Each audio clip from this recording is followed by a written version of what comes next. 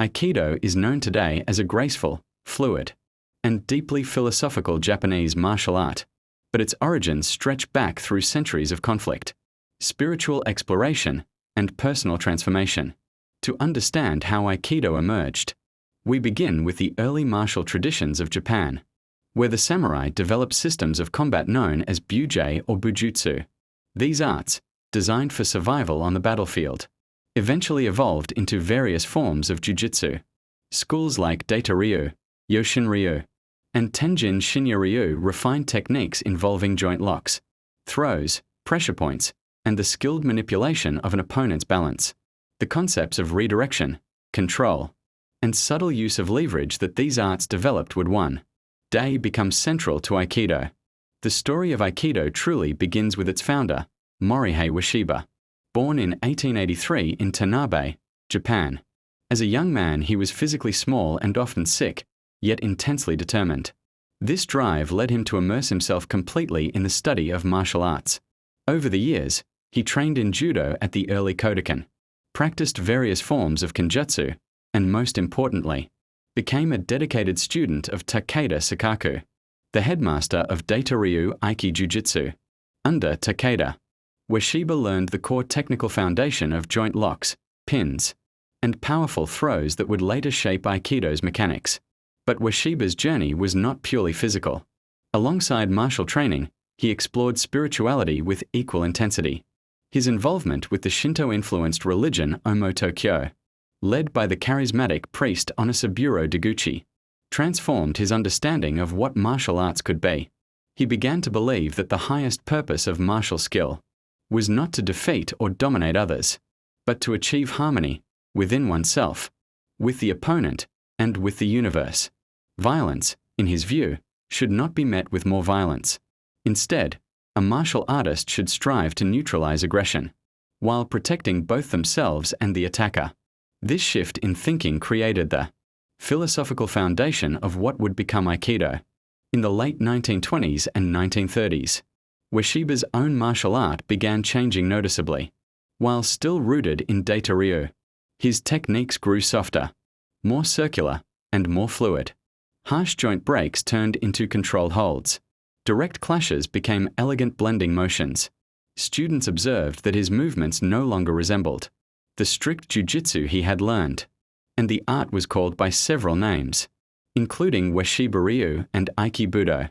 By the early 1940s, Ueshiba had refined his system enough that it needed a name reflecting its purpose. In 1942, the name Aikido was formally adopted, combining Ari, meaning harmony, Ki, referring to energy or spirit, and Do, meaning the way. Together, Aikido became the way of harmonizing energy, a martial art in which technique and philosophy were inseparable. After World War II, martial arts in Japan were temporarily restricted, but Aikido's nonviolent nature allowed it to resume earlier than many others. Ueshiba, becoming increasingly reflective in his later years, withdrew to Iwama, where he dedicated himself to refining what he believed was the pure essence of Aikido. Meanwhile, his son Kisomaru Ueshiba took on the enormous task of organizing, systematizing, and spreading Aikido in a way that modern students could understand and safely practice. This led to the creation of the Aikikai Foundation, which became the central institution for Aikido worldwide. From the 1950s through the 1970s, Aikido expanded rapidly across the globe, thanks to a generation of highly skilled and influential instructors.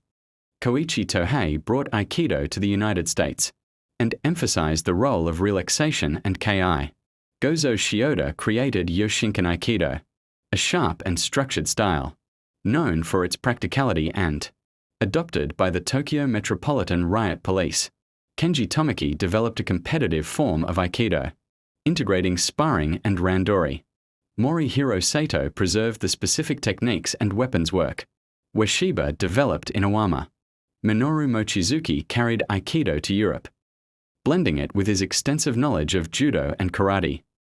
Each of these teachers spread Aikido while interpreting it through their own lens, creating the diverse styles practiced today. At its heart, Aikido remains grounded in a set of core values: harmony over conflict, non-resistance, control without unnecessary harm. and the redirection of force rather than direct opposition. Ueshiba often described the art as a path for cultivating peace within oneself. One of his most famous teachings was, "To injure an opponent is to injure yourself. To control aggression without inflicting injury is the art of peace." For him, martial skill and spiritual development were not separate pursuits. They were the same path. Today, Aikido is practiced in more than 140 countries and continues to evolve. The major styles, Aikikai, Yoshinkan, Tomiki Shotokan, Iwama style, and the Kei Society, each preserve different aspects of Ueshiba's teachings, but all share the core idea that true power lies in the ability to create harmony, not destruction.